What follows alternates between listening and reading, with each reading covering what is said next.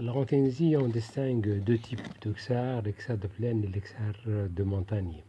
Les Oxar donc de plaine appartiennent à des anciennes tribus nomades et nomades arabes. Par contre, les Oxar de montagne appartiennent à des tribus plutôt donc semi-nomades amazirs, dites aussi berbères.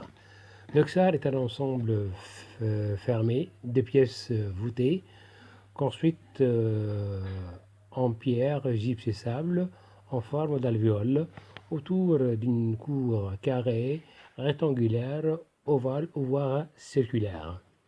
Alors, l'Oxar a l'aspect d'une forteresse. Alors, datant du XVIe siècle, l'Oxar de plaine, appartenant à des tribus semi-nomades arabes, et alors que l'Oxar de montagne date plutôt du XIe siècle, et appartenait à des tribus amazirs dites berbères. Le XIe siècle a été marqué par justement l'invasion des tribus nomades arabes dites les Beni Hillel, venues bien sûr de l'Égypte. Ces tribus-là ont été expédiées par le calife fatimide Al-Mu'azz al-Din al-Fatimi pour se venger de son suzerain, le prince Zérid Boulkin Bézir, qui a osé déclarer son indépendance, sa séparation du pouvoir central donc, du Caire. Alors l'Oxar, il a une triple fonction, une fonction agricole, une fonction sociale et une fonction militaire. Alors, comme fonction sociale, il est donc le point d'attache de la tribu dans son cycle de vie semi-nomade.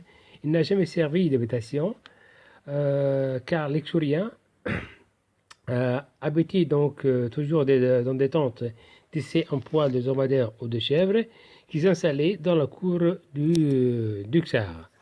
Comme fonction agricole, le Xar servait donc de grenier, donc de lieu de stockage des produits agricoles, notamment de l'huile d'olive, des fixes, des dattes sèches qu'il stockait dans des amphores en terre cuite et autres victuailles.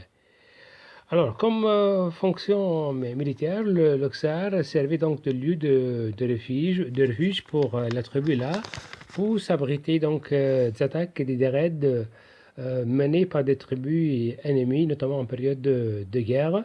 On s'y renfermait pour se défendre sa vie, ses réserves en produits agricoles, et lesquels produits donc sont synonymes de survie, notamment pendant les longues années de sécheresse.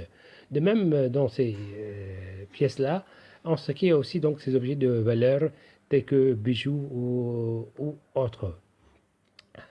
Alors, il y a donc des Xars qui ont 2 étages, d'autres ont 3 voire 4 étages. Alors, on voit notamment donc des escaliers adossés au mur qui permettaient l'accès à l'étage supérieur. La pièce donc, elle est de forme oblongue, et elle est voûtée et dotée de 2 lucarnes servant donc assurant l'ensoleillement et l'aération. L'aération est nécessaire pour assurer la fraîcheur nécessaire pour le bon conditionnement des céréales et autres victuailles. Alors, les Xars, d'une manière générale, ont été abandonnés il y a donc, vers la fin, depuis la fin des années 60 du siècle dernier, suite à la politique de sédentarisation entamée tout azimut par le gouvernement donc, de l'après-indépendance du pays, justement pour mettre fin à ces guerres intertribales, pour mieux contrôler ces gens-là, pour les éduquer,